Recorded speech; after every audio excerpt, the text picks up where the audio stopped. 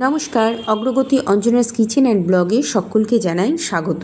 আজকে আমি তৈরি করে নিয়েছিলাম সম্পূর্ণ নিরামিষ পদ্ধতিতে পনির রসা রেসিপি।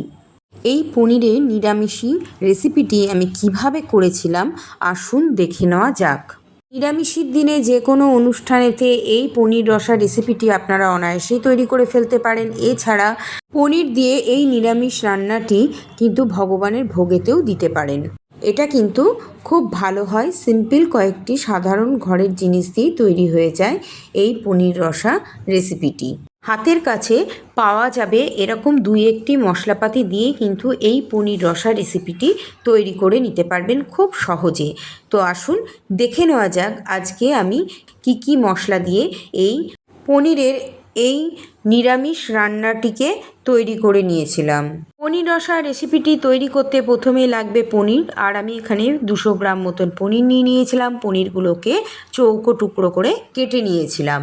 সঙ্গে নিয়েছিলাম দুটো বড় সাইজের আলুগুলোকেও চৌকো করে কেটে নিয়েছিলাম। মশলার জন্য নিয়েছিলাম এখানে সামান্য পরিমাণে আদা, 1 টিস্পুন ধনের গুঁড়ো, 1 টিস্পুন জিরের গুঁড়ো, আর 12 থেকে 15টি কাজু বাদামটিকে আমি জল দিয়ে ভিজিয়ে রেখে দিয়েছিলাম।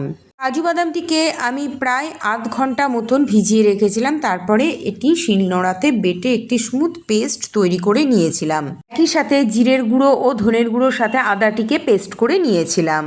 মশলাটিকে ভালো করে পেস্ট করা হয়ে গেলে পরে এবার কেটে রাখা আলুগুলোকে প্রেশার কুকারের মধ্যে দিয়ে আমি একটা সিটি দিয়ে সেদ্ধ করে নিয়েছিলাম। সেদ্ধ করে নেবার পর আমি একটি ঝুড়ির মধ্যে সেদ্ধ করা আলুগুলোকে ঢেলে দিয়ে জলটাকে ঝরাতে দিয়েছিলাম। এবার গ্যাসের ওভেনে আমি একটি কড়াই বসিয়ে নিয়েছিলাম, তাতে পরিমাণ মতন সর্ষের তেল দিয়ে দিয়েছিলাম। তেল গরম হয়ে যাওয়ার পর জল ঝরানো সেদ্ধ করে রাখা আলুগুলোকে তেলের মধ্যে দিয়ে দিয়েছিলাম। এবার তেলের মধ্যে আলুগুলোকে দেবার পর খুন্তি দিয়ে নেড়ে চেড়ে হালকা যখন একটি ব্রাউন কালার ধরবে সেই পর্যায়ে আমি আলুগুলোকে তুলে নিয়েছিলাম। এবার ওই তেলের মধ্যেই আমি পনিরের টুকরোগুলোকে দিয়ে হালকা করে ভেজে তুলে নিয়েছিলাম। খুব বেশি ভাজার প্রয়োজন নেই, হালকা রং ধরলেই তুলে নিলেই হবে। দেখুন আমি এইভাবেই ভেজে পনিরগুলোকে তুলে নিয়েছিলাম। পনির ভাজা হয়ে গেলে পরে ওই তেলের মধ্যে আমি 4-5টা কাঁচা লঙ্কা ফাটিয়ে দিয়ে দিয়েছিলাম। এরপর এর মধ্যে দিয়ে দিয়েছিলাম সামান্য পরিমাণে গোটা সাদা জিরে এবং কাঁচা লঙ্কাটা সামান্য নেড়েচেড়ে ভেজে নেবার পর বেটে রাখা জিরে আদা ধনের পেস্টটিকে ওই ভাজা ফোড়নের মধ্যে ঢেলে দিয়ে দিয়েছিলাম। দেখুন এবার আমি খুন্তি দিয়ে খানিকক্ষণ নেড়ে চেড়ে নেবার পর এর মধ্যে 1 টিস্পুন হলুদ গুঁড়ো, 1 টিস্পুন চিনি ও 1 চামচ মতন লবণ আমি এর মধ্যে দিয়ে দিয়েছিলাম।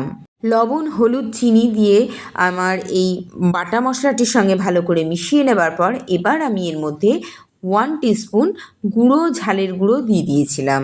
আর সামান্য পরিমাণে আমি কাশ্মীরি ঝালের গুঁড়ো এর মধ্যে দিয়ে দিয়েছিলাম কিছুটা টমেটো পিউরি বা টমেটো কেচাপ। যারা ভগবানের উদ্দেশ্যে এই রান্নাটি করবেন তাদেরকে আমি বলবো টমেটো কেচাপটিকে অ্যাভয়েড করতে। টমেটো সসের পরিবর্তে আপনারা এখানে টমেটোটাকে পেস্ট করেও দিতে পারেন। নিজেদের নিরামিষ খাওয়া দাওয়ার মধ্যে যদি টমেটো সসটিকে দিতে পছন্দ করেন তবেই দেবেন, না হলে দেওয়ার প্রয়োজন নেই। কারণ টমেটো পিউরির মধ্যে কিন্তু পেঁয়াজ রসুন থাকে। অনেক মানুষ আছেন যারা নিরামিষ রান্নার মধ্যে কিন্তু পেঁয়াজ রসুনটা দিয়ে থাকেন। তারা বলতে পারেন যে পেঁয়াজ রসুনটাকে কিন্তু কোনো রকম আমিষ পর্যায়ে ফেলেন না, তারা এই টমেটো সসটিকে রান্নার মধ্যে ব্যবহার করতে পারেন। এরপর মশলা কষানো হয়ে গেলে ওর মধ্যে ভাজা পনির ও আলুটাকে একসঙ্গে দিয়ে ভালো করে নেড়ে চেড়ে কষে নেবার পর আমি এর মধ্যে দিয়ে দিয়েছিলাম মশলা ধোয়া জলটি দিয়ে দেওয়ার পর এরপরে আমি দিয়ে দিয়েছিলাম বেটে রাখা কাজু বাদামের পেস্টটিকে দিয়ে দেওয়ার পর খুন্তি দিয়ে ভালো করে কাজু বাদামের পেস্টটিকে আমি মিশিয়ে নিয়েছিলাম। কাজু বাদামের পেস্টটিকে এই গ্রেভির মধ্যে দিয়ে দেওয়ার পর আমি এর মধ্যে এবার দিয়ে দিয়েছিলাম গরম মশলার গুঁড়ো। এবার দেখুন এই গরম মশলাটিকে আমি খুন্তির সাহায্যে মিশিয়ে নিয়েছিলাম এবং মিনিট 10-15 মতন আমি এই গ্রেভিটার সাথে আলু পনিরটাকেও ফুটিয়ে নিয়েছিলাম। খুব বেশি সময় ধরে ফোটাবার দরকার নেই, কারণ আমি রসা করছিলাম তাই গাঢ় গ্রেভিটা হবে।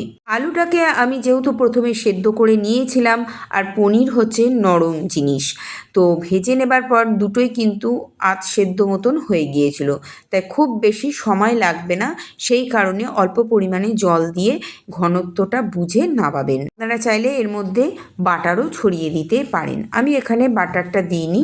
তো তৈরি হয়ে গেল আমার সম্পূর্ণ নিরামিষ পদ্ধতিতে পনির রসা রেসিপি। আমার এই পনিরের রান্নার রেসিপিটি আপনাদের কেমন লাগলো অবশ্যই আমার কমেন্টে এসে জানাবেন এবং বাড়িতেও তৈরি করে খাবেন। আর ভালো লাগলে আমার চ্যানেলটিকে লাইক, কমেন্ট, সাবস্ক্রাইব করে দেবার অনুরোধ রইল সকলের কাছেতে।